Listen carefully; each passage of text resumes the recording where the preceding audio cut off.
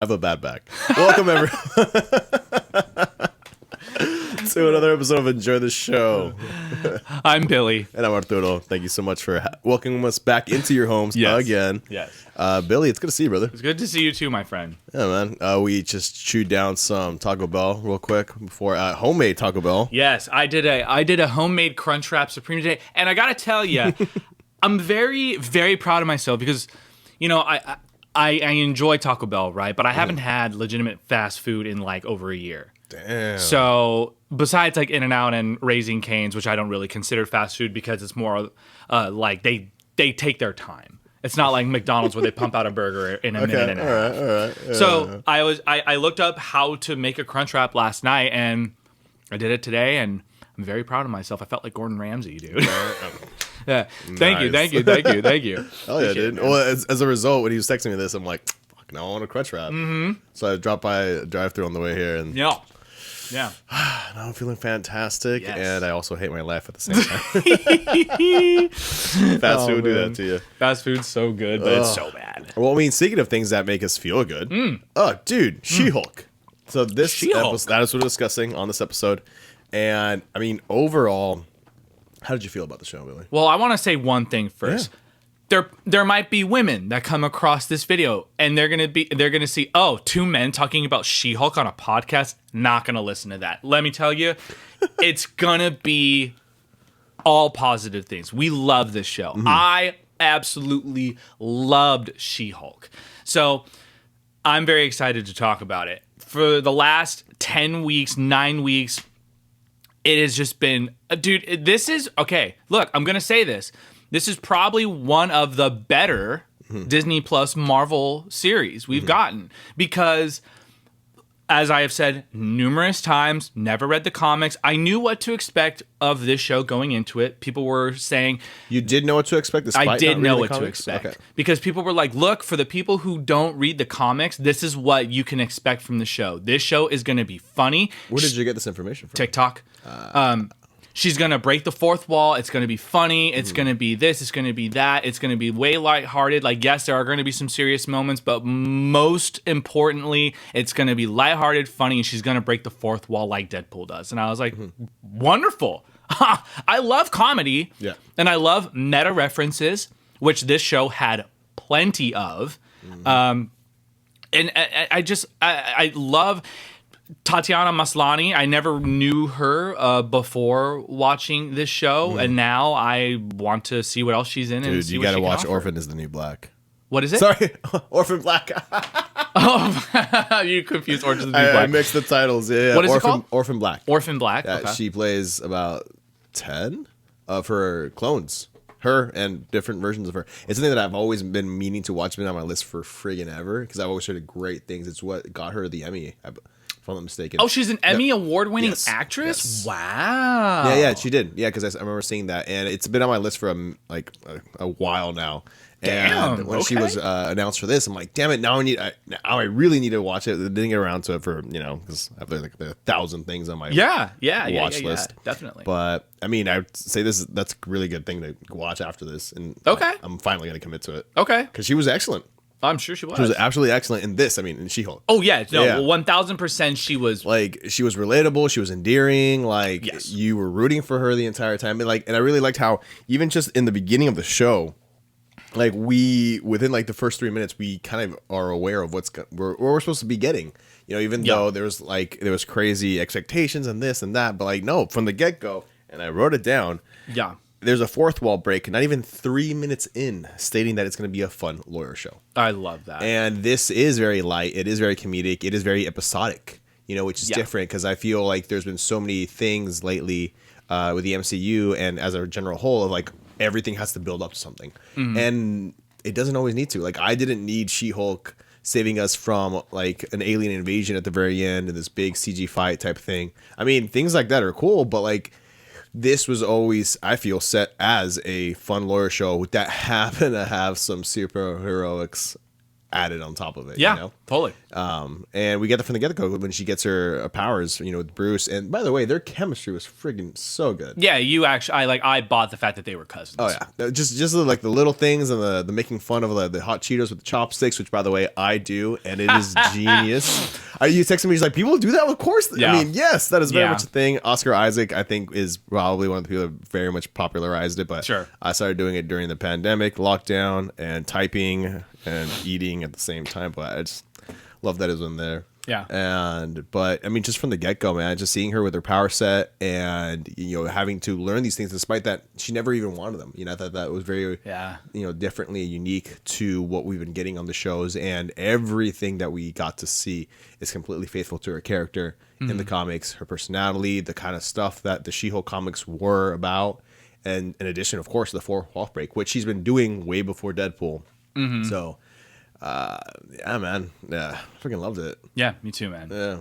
And I don't like, I just need to talk about this because I need to, but I do want to, no, you know what? We'll get there. Okay. I do want to talk about the show moving forward, and I'll come back to this moment and you'll realize what I'm talking about. But yeah, man, I thought it was an excellent ride. I liked how, yeah, I just really enjoyed it, man. Yeah, I mean, with a lot of the Marvel shows we've gotten, they're all very, they're all very serious, and there's so much. Well, besides Miss Marvel, Miss Marvel had its serious moments, but you could argue that WandaVision had a lot of comedy too. Yeah. WandaVision was pretty good with the especially when it got to the later episodes, especially like that Modern Family episode where it was like the. I mean, well, everything was based on the sitcom. Yeah. So there was that already. Hawkeye was also on the lighter side. Hawkeye was on the lighter side too, compared to Moon Knight or something. Right. Yeah. But it's still it had stakes involved. See that was the thing, that this is a lesser stakes show, and I sometimes you want that too. That's the thing I really appreciate of this is the variety. I feel the MCU has gotten to a point where it's gotten really diverse, and that's freaking awesome because you have something for everyone. I feel and nothing should feel the exact same. Which also was a big thing in the finale. Oh yeah, which we'll get to. And we'll get to that. But no, I feel like that's needed, especially when there's so much that we're getting within the superhero show and movie element. You need that variety, and I think that this show definitely gave it to us. Yeah, this definitely was one of this is why I said that this is I believe one of the better Marvel Disney Plus properties is because this was so different. Of course, there are things to expect from Marvel. Yeah. You expect quippy, funny, lighthearted moments, and then really giant, epic battles. This show had some good fight sequences, but they weren't life-risking type of endgame level. Avengers level threats. No, it was just normal people that had superpowers. What I loved about this was that this people complain about there's not enough cameos in Marvel. This show had cameos every fucking episode. Now, of course, I don't know who a lot of these cameos were, like Mr. Immortal. I didn't know who he was. The Wrecking Crew had no idea who they were. Donnie Blaze. Well, I mean, speaking of the cameos, the fact that it was great seeing Wong again. It really was. I think he's fantastic. Put him in everything. The way they utilized him, it was so great. Was amazing. And the fact that this then directly tied into Shang-Chi, because that was my question too. Yeah, because we saw Abomination in Shang-Chi, and it was where does this fall in the timeline? Yeah. When does it happen? We meet Emil Blonsky, which, by the way, as a huge fan of the Incredible Hulk 2008 film starring Edward Norton, it was so. I'm just throwing it out there because I fucking love that movie. Just getting to see him come back in, because I know he got to voice him again, Tim Roth, but then he got to actually be him now. You know? And just seeing him show up again, and then the way the interactions were, it was so great for me to see those story threads finally picked up. I know for a long time, the Incredible Hulk was basically the stepchild of the MCU, despite being created by Marvel Studios. The only issue that ever was is that it was released by Universal, not made by Universal, released by Universal due to leftover TV rights from the 1977 show starring Bill Bixby and Lou Ferrigno, which is why they can also the rides from Island of Adventure, by the way. Oh, that's why it's that makes sense. Yeah, Universal also has those. So to me, because I'm not gonna get into the whole Spider-Man versus Hulk thing, but just that I got to see these additional story threads finally continue, and you know, not too long ago we got General Ross to come back in Civil War, and he came back in Infinity War. Right. Rest in peace, William Hurt. Which, by the way, can we talk about who's replacing him and how you feel about it? Yeah. Yeah, I mean, okay. I mean, I don't think it's a spoiler. I mean, it's been announced. It's been announced. Yeah, so apparently Harrison Ford Yeah. will be playing General Ross in the upcoming Thunderbolts and Captain America movie too. Yes, that's right. Yeah. I am super excited about that. I'm wondering though if they're gonna just I wonder if what they're gonna do with that is they're gonna make that a variant of General Ross, or if he's just gonna be 616 General Ross. I mean, I really don't know, man. And either way, it doesn't matter. But great casting choices. I mean, Harrison Ford is amazing. He is what.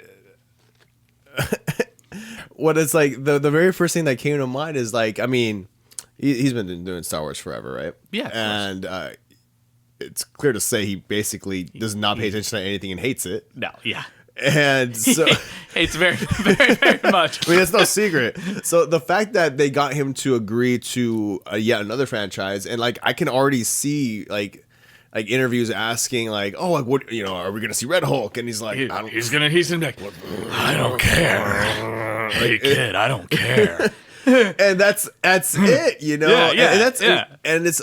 I mean, it's such a stark contrast when you see these actors that friggin' love and are so invested with the characters they're portraying, right? And want to bring that and are so like ready to experience different things and like, you know, like it bums me out. Of course, but you know you know, it's one of those. I'm sure he's gonna kill it in the role, but I'm sure he will. I'm sure that aspect, you know. Yeah. I mean, you know, William Hurt was a fantastic actor. He was a very unlikable in the. He's an unlikable character, great actor. That's what I mean. Like, you know, I never liked General Ross. I'm just like for the Sokovia Accords. Which, by the way, let's talk about that for a second. Yeah, that got repealed. Yeah, and it was. I mean, it kind of had to in the bigger sense of like how that would have affected everything going forward. Like every single superhero show we would have gotten, it would have somehow come up. It would have somehow had to do a registering situation. Like I mean, in the best interest of the MCU moving forward, it had to be. Yeah. You know? See, this show, She-Hulk, had a lot of things going for it that makes a difference in the MCU going forward, such as the you know, even though it was an expositional line, the fact that the Sokovia Accords got repealed is insane. Like it's just like, I mean, whoa, really? Okay. I would assume it had to do with, you know, the Avengers saving the world. Oh yeah, I'm sure. Thing, I'm sure. Because I mean, like, you know, what's going on right now, as far as what has like, and I think She-Hulk takes place like in what time frame of in the MCU? I think current, like their current timeline, whatever that would be. So like, you know, Spider-Man No Way Home, what happened? Doctor Strange: The Multiverse of Madness. All of that crazy, mystical, whimsical spell shit. And and you know, the government's probably just like, all right, dude, fuck. I guess like we'll do what we have there's to things do. above their own pay grade now, you know. And, absolutely. In that regard, and I mean, Phase 4 has completely blown the lid wide open when it comes to, you know, the multiverse and magic and sorcery and just these things that are much. I mean, the afterlife that was, you know, that was discussed in Moon Knight, and that was another thing that I really liked about She-Hulk, because again, it's so like just here grounded. Yeah, you know, in that regard, there's nothing additional. Sam from Morris Makes Sense, shouting you out. That was one of his complaints about what's happening with the MCU right now, is that there seems to be a lot of huge, larger than life threats all happening congruently. You know, and it's how do you get to one thing or another, and now, you know, now this thing shows up. So the fact that She-Hulk had all these awesome cameos that tied into the bigger MCU, there was nothing to like, oh my god, it's another world threat, type thing at the same time. and as we were talking about Wong, one of the cameos that completely caught me, I guess cameo, yeah, you could say it, Sure. or at least a supporting role that was freaking awesome was Madison. Madison was great, Madison, dude. with one eye, two eyes. No, sorry, no, two ends. Wait. Yeah, Damn it. two I ends. butchered it. It's like two I have ends. it written down. Two ends and a No. Y where you don't think it is. Two or some ends, shit. one Y, but it's not where you Think it is. Yeah, dude. I don't know about you, but like there was this post the day after that episode. Yeah. It was episode 4. The day after episode 4, everyone was like, I could use a whole series of her and Wong. Oh yeah, Like Madison traveling and through the Wongers. multiverses, just like doing whatever it is that they're doing. And I'm just like, I would be so down. Oh yeah, dude. and like they had the great back and forth in the TV shows. Wongers. Come on, Became dude. besties. No, it was so much fun, and I mean, Yeah.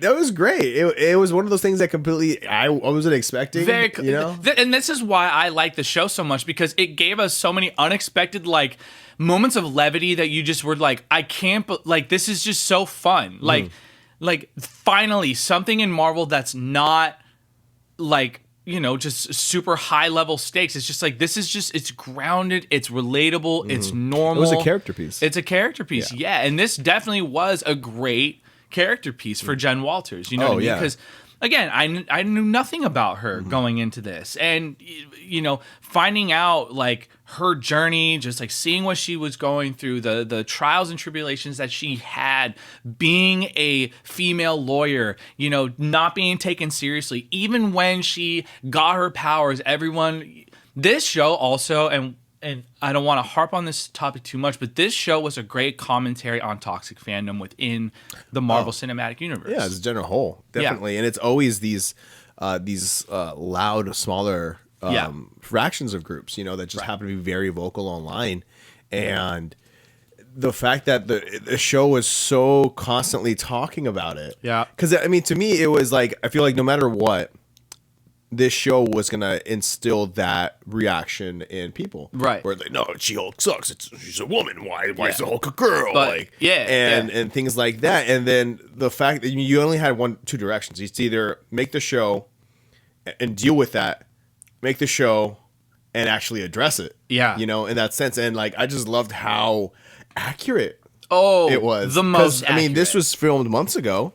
And all of the complaints that we saw that were being addressed towards She-Hulk as a whole, and you know, were very much what we were experiencing in real life. Yeah, and it's like, and what's crazy is, like you said, the accuracy. These writers knew what they were about to get on the internet. And it's the craziest thing because like it's like I love the show. Absolutely. It is not a perfect show, but you know what show is. At the same time, like you know, let's say like, you know, just because you think, you know, the show's, you know, if you think the show's bad, then you're wrong. I mean, you probably you can are, have but you can it's can more have when, your when opinion, you hear like this is the worst show ever. Yes. This show ruined the MCU and things like that. I'm like, no, dude, you're okay, at this point you're this is just hatred. Yeah. You know.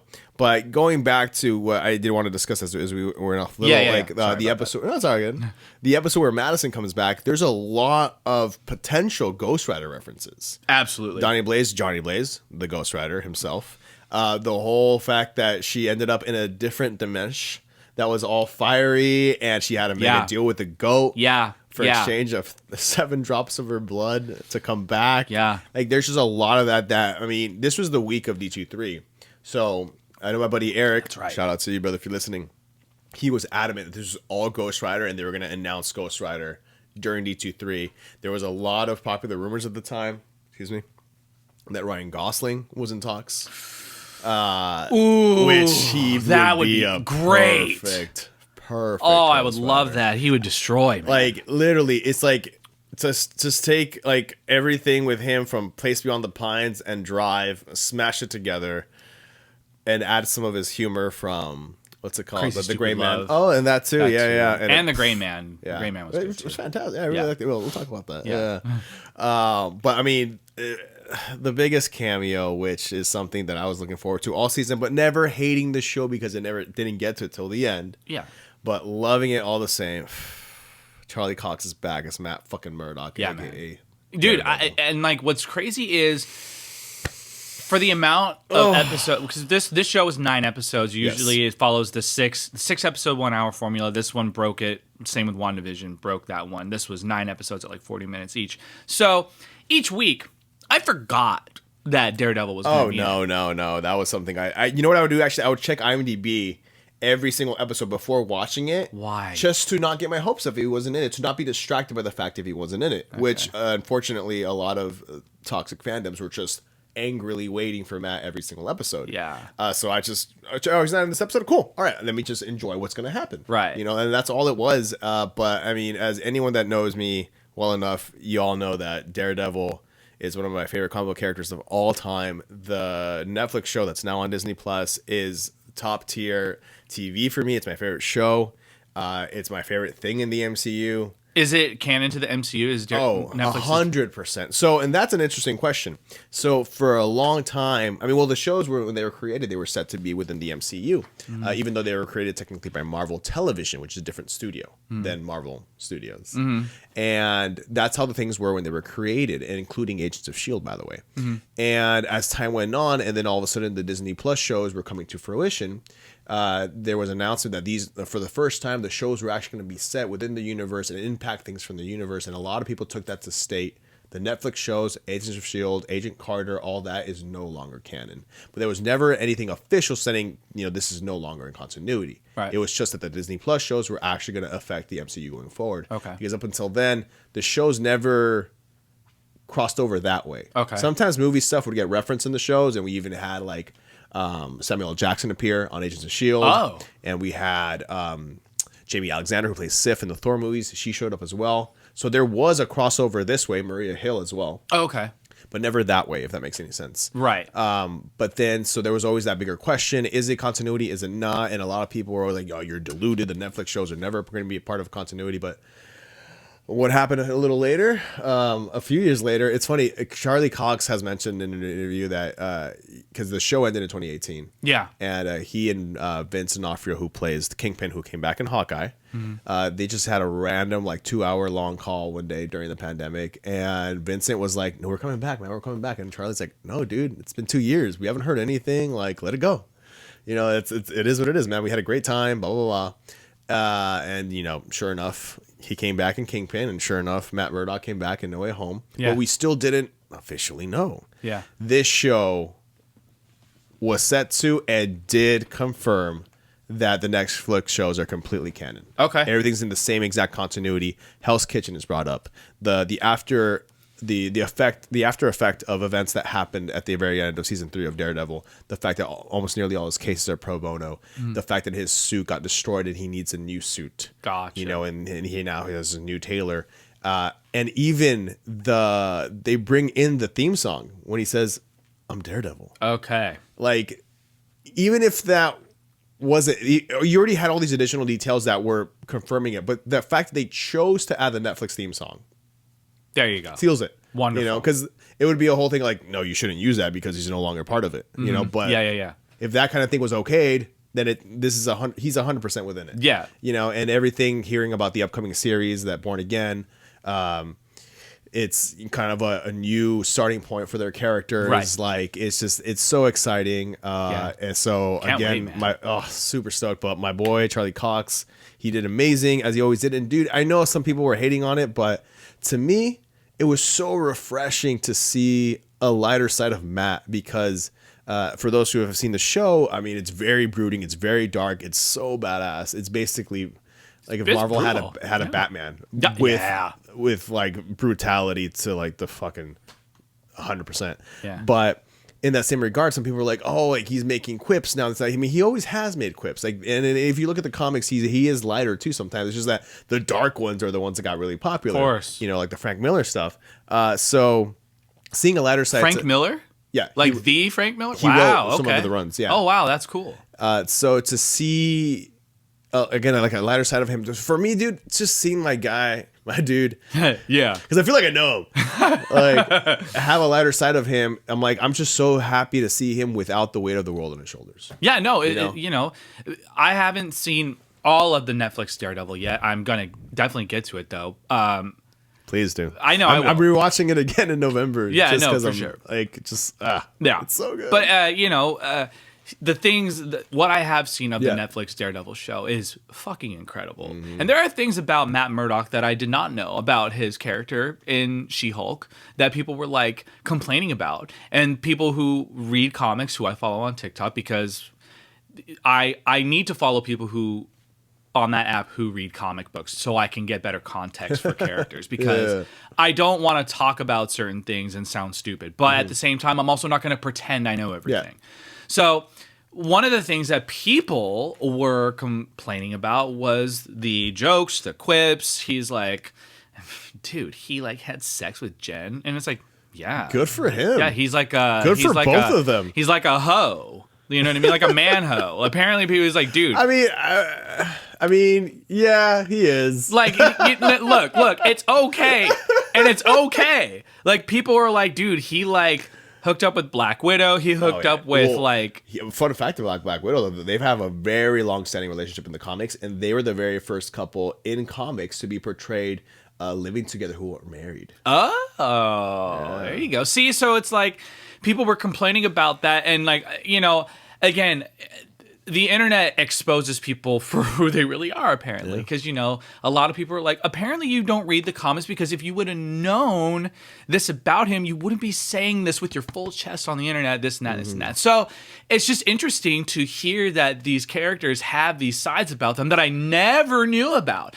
And then people were like, yeah, dude, he like hooks up with Karen in the show. He like Rosario Dawson's character as well. It's just like, dude, like, this is well the first within, season. Yeah, it's like this is within his. Karen was second. Yeah, it's like this is well within his character to do these things. Yeah. And let me just tell you something. I love the fact of how empowering it was that this show was written by women, directed by women, starring women, and they were like, yeah, dude, Jen's gonna friggin' Hulk smash Matt Murdock. The fact that she even brings that up, she's like, I smash things, fourth wall breaks, occasionally Matt Murdock. Yeah, and it's just like, dude, I love that, because, we don't really get to see the woman's perspective on, like, that side of, like, relationships. It's always from the point of the guy.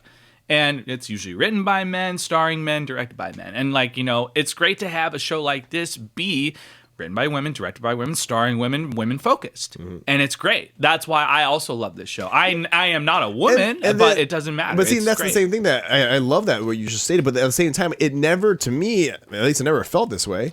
Felt that it was constantly like putting men down. No, because for sure. Yeah, for and sure. You have positive male characters. I mean, Matt Murdock, who we were just talking about, Pug was, oh my god, dude. He is probably like my second favorite character in the entire show. He was wonderful, dude. And I want to be friends with that guy. And you know what? Like this is probably my only nitpick about the show. And I'm Josh Segura. Josh Segura, yeah, that's his name. That's the actor's name. Mm-hmm. Dude, it's the fact that he did great as Pug, but dude, he was criminally underused. And I will if anyone has seen Arrow season 5, and I guess spoilers for the who aren't aware, he is a DA, and he is like helping the superheroes and this and that, and it's this whole amazing thing of him just being a really great character, and he's Puerto Rican, by the way. Yeah, just fact. And we find out that he's actually been like the main villain all along and orchestrating everything. Oh, wow. And it was like this season-long thing of him just being this mastermind genius who actually has a skill set on the same level of Green Arrow, which in this universe is basically Batman, of like just how top tier their fighting skill sets are. Right. And trained with the same people, the League of Shadows, the League of Assassins. Wow. It's this whole fucking thing. And he just did such an incredible job. So when I first heard that he was in this, I'm like, oh my God, who's he going to play? What's he going to do? I was just so hyped to see him. And he did do a great job as Pug. I wish we got to see a lot more of him because he's so great. But everything he got to do and his interactions with Nikki, I felt were really great. I love him and Nikki together. Which Nikki was also a lot of fun. She was amazing. Just like that's the Jen, Nikki, and Pug, like literally. I need more of them. Yeah, no, they were fantastic. Yeah, I was looking for my water and then I realized it's behind you.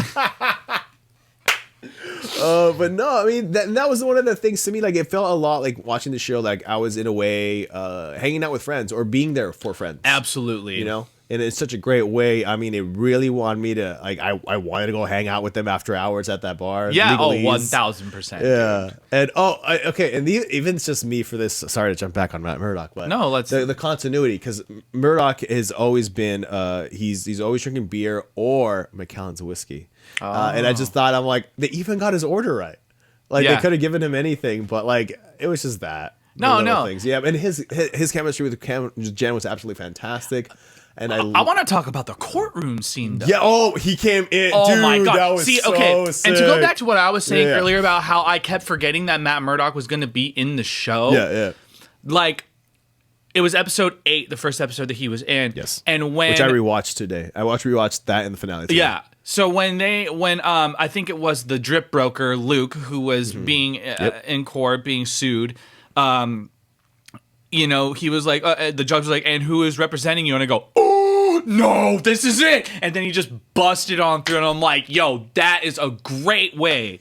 That is a great, not necessarily an introduction, but a great way to reveal that this is how he's going to be in the episode. 100%. And then he was going after about the anonymity of superheroes and this and that, protecting his client. I'm like, dude, that lawyer talk. Just their back and forth, their lawyer talk. Their, you know, him being, you know, the defense and her being the prosecutor. It's like, dang, dude, like just the way that they went back and forth with each other. It's because he's a really good lawyer. He's a really good lawyer. He's a fucking really good lawyer, dude.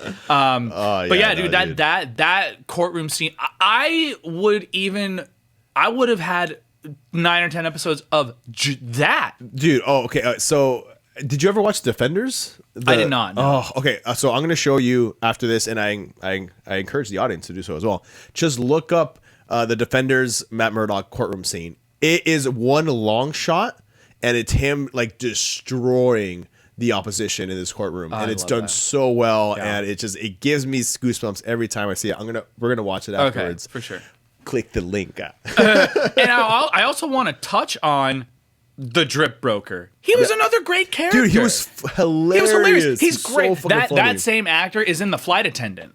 Yes, and I love him in The Flight Attendant too. But God, in She-Hulk, he was like this, like almost like you've seen the movie The Devil Wears Prada, right? Yeah, he's just like this huge fashion mogul. He's just so sassy, much attitude. And he's so saucy, dude. I loved him. He was so amazing. It was really good to see him in this. Yeah, because he's a highlight of Flight Attendant for sure. Yeah. I mean, that's another character, you know, that was on the I guess a side supporting character that just really stood out. Yeah, absolutely. And the fact that he was Daredevil's tailor, dude, when the helmet showed up and at the very end of that one episode, like I lost my shit. Oh man. Yeah, and then like the next episode was the wedding episode, and she was just like, yeah, weddings are always super inconvenient, like all that type of shit. I love that because like that this is why I love the show. Your life. It is because it's like weddings are fucking inconvenient. And I feel like as a general whole, we don't really get those kind of shows anymore. No, not really. You know, like the slice of life type shows where like nothing, for lack of a better term, like that's the complaint online. Nothing happens, but like that's life. That's Seinfeld. Yeah. Like there were so many great shows like that over time. So I'm really glad with Godsend. The wedding episode was dude. Nice. The wedding episode was. I feel like it was. First off, I loved every single episode. There was not one episode where I was like, that one was kind of lame. But that one was one where, excuse me, I said to myself, this episode solidifies why I like the show. I was laughing like almost that episode in particular was one of the funniest episodes. It made me want to go to a wedding for sure too. Well, I mean, okay, because it was fun. Yeah, I've never been a +1 to a wedding, so that's very sad for me. So, anyways, one day, Billy. One day. Yeah. And that episode also brought back Titania, which I really enjoyed too. I feel like we didn't get a lot of time with her. Yeah, we didn't get a lot of time with her. I'll be honest with you, like. I think to me it's because I know her from The Good Place, and she's amazing in The Good Place. Okay. So I just wanted to see more of her, and we didn't really get to, but she was there, and I think she did her piece well, and I would want to see more of her in the future. Yeah, definitely. For like who I thought was going to be the villain of the show. I thought she was great. Definitely. But I want to talk about the finale now. Dude, can we please get into the finale? This is going to go down in my book as one of the best finales of Disney Plus Marvel properties. Yeah, man, I'd have to agree with you. Because it was unexpected. Like the fourth wall break, that dude, I don't want to even say she shattered, demolished, incinerated the fourth wall. She should have jumped into the real world. Dude, when she went into the Disney Plus menu screen, did you think your app yes, glitched? I thought it crashed. Then I was like, I literally was like, whoa. I like picked up my remote and I was like about to go to press the back button, and then she like kicked it open, and then she was like, okay, Marvel assembled. And I was like, yo, this is fucking brilliant. This is genius shit going on right now, dude. Like, I was crying laughing. I was laughing so hard, dude, and it was so great. It was so like, because I love how we got like it kind of ramped up to that, because like at the very beginning she only talked to the audience like at the very beginning, or a very quick side like look at the audience type thing, but as the show progressed she would like talk more. And even the episode right before this, after she and Matthew spent the night together, which walk of shame. Oh, the walk of shame, like, dude. You know what? That's not a walk of shame. To me, right? Yeah. That's not a walk of shame. Pride. No, for real. Straight up. Like, and the fact that he didn't have his shoes on. He head nodded the woman walking her dog. To me, that was pushing of like maybe a little too cheesy, but at the same time, I loved it so much. It was so great. I was like, you know what? No, man, that's cool. It was awesome. If I was Matt Murdock, I'd be like, hell yeah. I mean, with that, she kept talking to the audience, like, what's happening now? Oh, the gala. That seems so like, tacked on to the end. Like, so it was like we were getting more and more of her talking to the audience. Yeah. So the fact that just elevated to the fact of how it did, where all of a sudden we're getting all these characters showing up in the finale, and Todd's gonna be a Hulk, and this, and really, and what Hulk, and then boom, the universe implodes in a way. And it made so much sense, even within the comic book continuity of her character. She's ripped up the paper, in the actual comic book, and like yelled at the audience or yelled at the writers. Oh, that's amazing. She has done that, so like it felt so organic to that. And dude, when she meets Kevin, oh my dude, I thought Kevin Feige was literally going to be in the show. And when it was revealed that he's like this fucking AI robot, like fucking some dude in the Matrix, like controlling everything. Did you notice his hat? Yes. This little fucking thing right above him. Little bill. I love that what Marvel Studios does is they have a fucking acronym for everything. This wasn't Kevin like the name Kevin. It was K.E.V. I thought it was great, dude. It was fantastic. And I really liked it. There was an idea that they had originally of like making it all of a sudden like a George Clooney debonair type. Okay. And it's more of like something more like a secret spy thing, or something you're not supposed to know about. Yeah. But then just having it be this AI robot, and like she taking away the ending from him, and no, we're gonna focus it back on my character. That's what the show's been about. And it was this character-driven piece, and so to all of a sudden do all these things, like I just and then she sits down.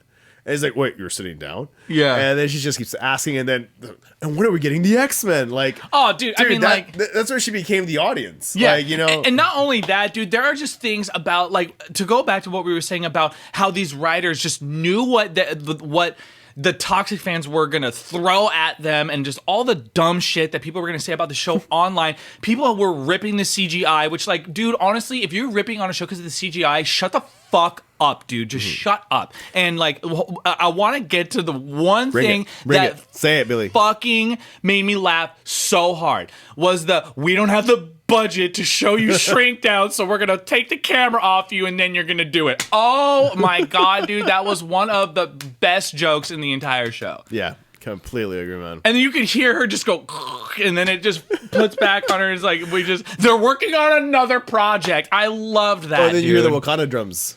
Yes. And then, it was so good, dude. And then at the very good. end too, because she's like, okay, how do I leave?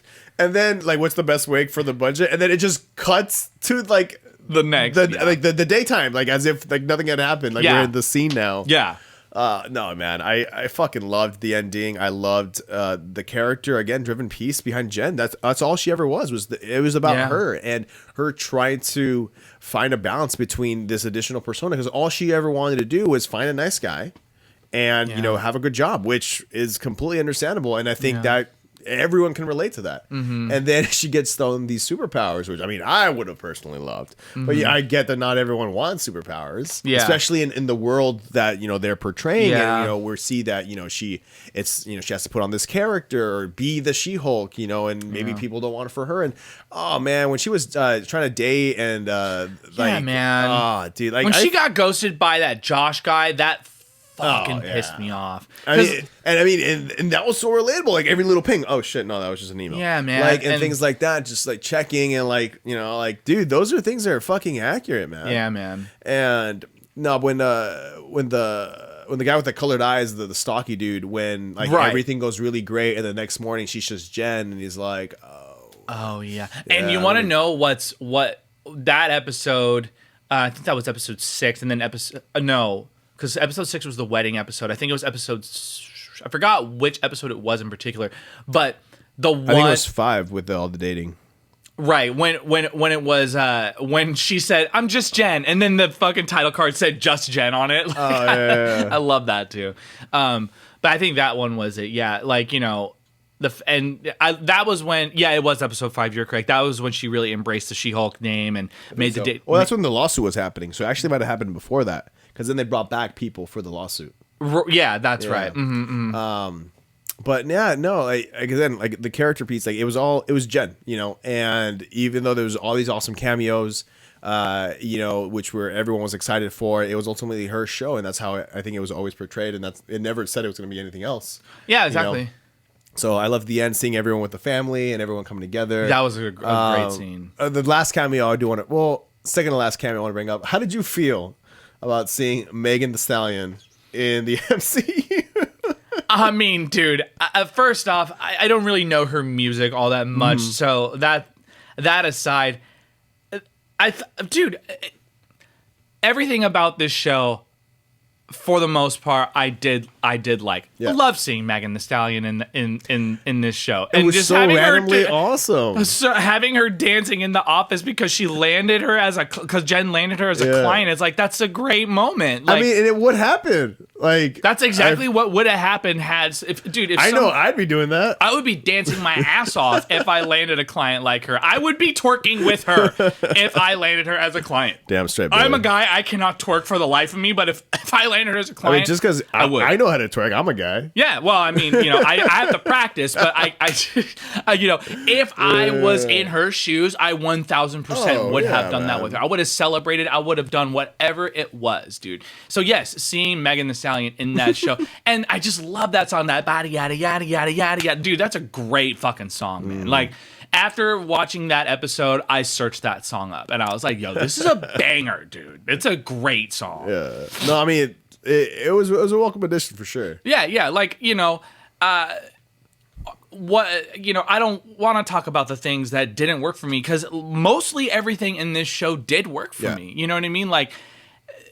And people might say, oh, you're just a fanboy, whatever the fuck. No, dude, for me, being entertained, if I'm entertained, I'm fucking entertained, man. That's ultimately what it comes down to. And man, you can have your opinion on the show. You could say that it's whatever. You can say that it's mid. You could say that you didn't like it. You could say that you loved it. It's your favorite show.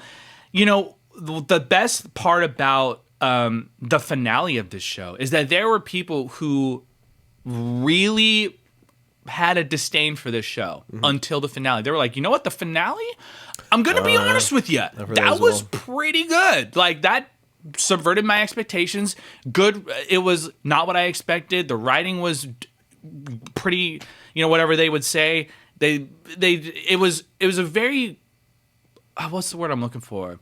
I don't exactly know, but it was like a moment in time where you're like, yeah, see, not everything is bad. You know what I mean? Within Marvel, nothing is perfect. Of course not. No movie, no show ever fucking is. Daredevil. Captain America: The Winter Soldier. That is a perfect movie. There you go. But this show was all around. It was just so much fucking fun, dude. And I'm gonna reiterate that as many times as I possibly can, because, and I think this is why I'm glad I don't read the comics, is because I can just watch these shows without knowing what's gonna happen, without being like, this is everything you didn't learn about on TikTok. Right. But as I've said many times before, any research I do of the characters is very surface level. I just want to know how long kind of what you're getting into. Yeah, I just want to know how long this character has been around, kind of like what to expect from like what kind of character, like what type of personality they have, stuff like that. But anything as plot points go, I don't want to know anything. I just want to go along for the ride as much as possible. Speaking of plot points, yeah, I think this show does something very unique in the sense of like I feel like every Disney Plus show so far, Marvel Disney Plus, has definitely been a show that either leads into a movie, or the events lead into future movies, or it's season 2. Yeah, this show I feel like can go in both directions. Yeah, because She-Hulk is such a prominent character in the comics. And with how the Avengers aren't really in existence right now, and within the MCU, like I can easily see her showing up in one of the films. I think she'll be in. She'll definitely be in one of the movies. I think she'll be in Daredevil: Born Again too. Well, I mean, and that was another thing. I can also see her appearing in other shows in addition to season 2. I think season 2 needs to 100% happen. Yeah, when I don't know. I've heard for the most part a lot of the shows that we've gotten so far, a lot of them aren't going to get a second season, not because they did badly or anything, but it's just they were like that's just how it's going to be. I know like Loki. I know like Loki's getting a second season, but that's the exact thing. Okay, so let's look at the first 4 shows that premiered. WandaVision, those events led directly into Multiverse of Madness. Yeah. Loki, season 2.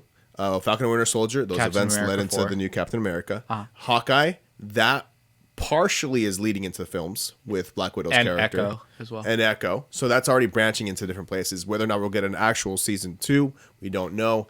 Moon Knight, season 2. That's happening. Okay. And fuck yeah, dude. Well, fuck yeah, 100%. Miss Marvel is leading into the movies. Now we have Dwarf by Night technically, which we still don't know just yet.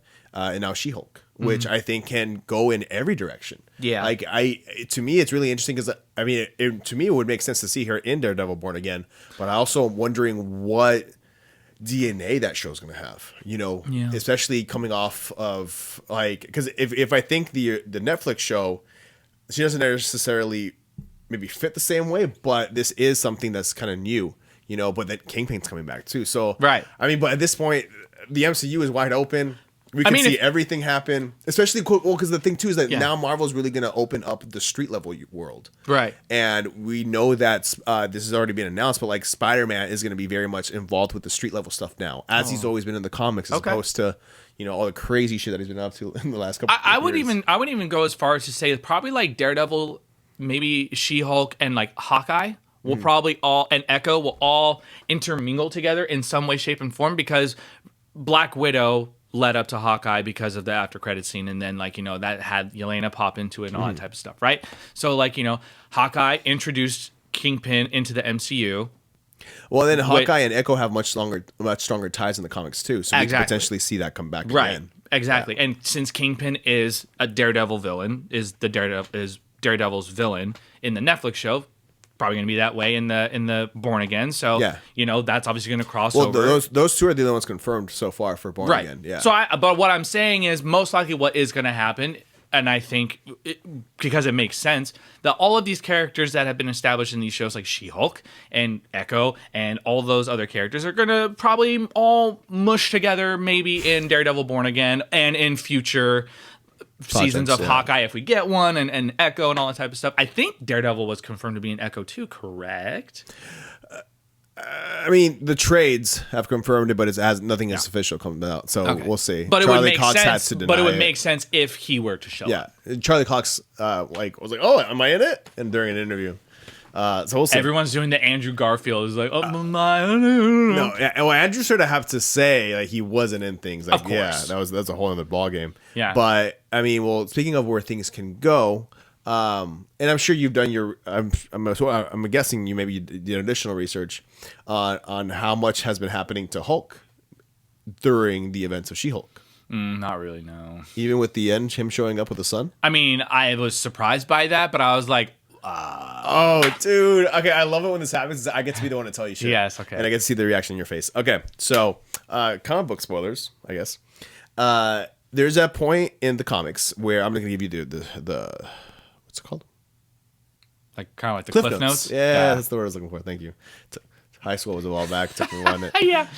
So Hulk gets to a point where he's dangerous. He's incredibly dangerous, and he's had some some situations. So the Illuminati within the comic book universe, decide that the best thing for everyone is to put him on this tiny little rocket and send him off to this peaceful planet of like plant life, animal life. He can have like a little farm. Everything's going to be peaceful. They need to send him off planet because he's a threat. So they do.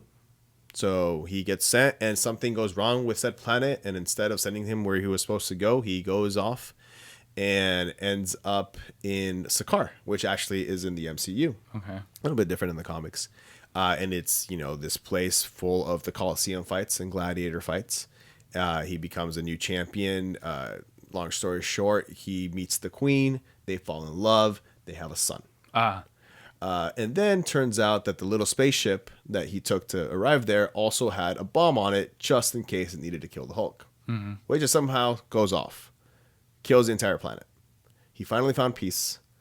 And the Illuminati, his friends, his colleagues, are the reason for this. Oh, shit. Yes. I forget how Scar comes back into play because he was on the planet, if I remember. Anywho, it's been a minute. But now Hulk comes back as like Worldbreaker Hulk, and he's bent on revenge, and it takes everyone to fucking stop him. But is that World War Hulk? That's what leads into the events of that, because it's Planet Hulk, and then it leads into the events of World War Hulk. I don't know why I put it in air quotes. Oh, no, I mean, it's been very much talked about. I'm sure you've seen it. Like, heard people about it, yeah. bringing it up. So that's always been talked about. Like, can we see a movie of that? Like, that should be the next Hulk movie, or like, I remember there was a lot of rumors of like there was going to be like a 4-part miniseries on Disney Plus. And again, the only reason why it hasn't been made into any Hulk thing hasn't made it into a film is because Universal owns the distribution rights. They don't own the filmmaking rights. Disney would have to give a cut to Universal, and Disney doesn't want to do that. Yeah, they'll bend over backwards for Spider-Man, but they never treated the Hulk the same way, which is why I've been resentful for so many years. Sure, the Hulk is an adored character to me from the comics. Yeah. But that's all been happening because at the very beginning, I mean, well, maybe a little bit different, but the reason why the car flipped over is that a Sakaar spaceship stopped them. Yes, and then at some point, Hulk leaves to Sakaar, and now he's back with his son. So I don't know how that's all going to tie. And then even Jen was like, "Oh, but we need Hulk to appear because of this." Like, no, save it for the movie. Yeah. So I mean, I don't know how that's going to come into play. Did they just reveal the fact that they're going to have some type of Hulk movie, or that's going to be an Avengers movie, or like? I don't know. I mean, that was a big thing of why I think Ragnarok initially went the direction it went, because they wanted to give the Hulk a storyline without giving him his own movie. Yeah, because that's kind of one of those. I think the word is caveat. Like, the Hulk can be in the MCU, but he has to be in something with Marvel. He just can't have his own. He can't have his own thing, but he can be in things. Be in anything. Yeah, he can be. Yeah, he can be in anything. That's the thing. Because again, Marvel Studios made it. Yeah. They own it. It's just Universal owns distribution. That's it. That's all it's ever been, man. Yeah. I digress. So I mean, we'll see what happens. But yeah, we'll see what happens. Going back to She-Hulk, fucking loved it, man. Dude, it's one of my.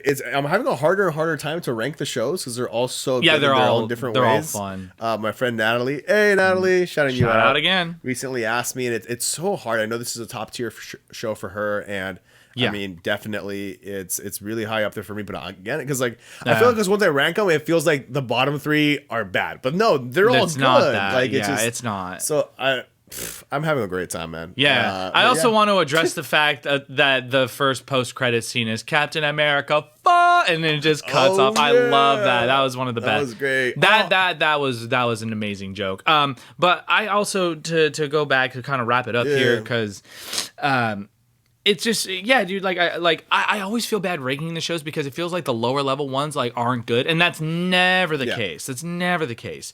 It's just like, with this show in particular, it was just very unexpected. I had a great time. I love comedy, so for me, this was like, oh my god, a fucking comedy within Marvel. It's a lawyer, not a lawyer piece, but it's like I forgot exactly but it's like Ally McBeal. Yeah, you know what I mean? drama. Like, it's just like Ally McBeal, but with superheroes in the Marvel universe. I think it was just so much fun, man. Like that's what Marvel's supposed to be. It's supposed to be fun. It's supposed to be like quippy and funny and lighthearted. Yes, it's supposed to have its serious moments, and yes, it has to have its big threats. But like, it's okay to like take a step back and just be like, hey, normal shit happens too. Yeah. So for me, this was right up my alley, and I knew I was gonna love it. And take it from someone who like loves his dark shit. Oh, yeah. Everyone that knows, Trust- I love it I when do. it's brooding. I know when it's depressing, when it's dark, when it's somber. Yeah, absolutely. Man. And I mean, stuff like this though, man, it warms the heart, man. So, Yeah. like, I'm not cold. Well, I guess I'm kind of cold sometimes.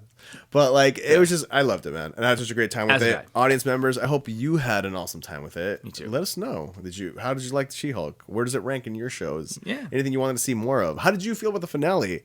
How'd you feel about Daredevil? But, nah, I mean, it was fantastic. And thank you, Billy. Thank you, Arturo, for meeting up with me again to do this. And thank everybody at home for watching and listening to this. If you're watching on YouTube, subscribe, hit the bell. And if you're listening on Spotify and Apple Podcasts, leave 5-star reviews. It helps us out a whole lot. Mm-hmm. And we'll be seeing you guys next week for House of the Dragon. That, oh my God. We're not, yeah. So we'll look forward to that next week. And then This episode's brought to you by Dark Side Studios in Orange County, California. it sure as hell was, Arturo. It sure as hell. And by Taco Bell. Oh, yeah. Today's food was sponsored by Taco Bell. Imagine. That would be so sick. But I thank you get so guys fat. so much for listening / watching. Have a great night. We'll see you next time.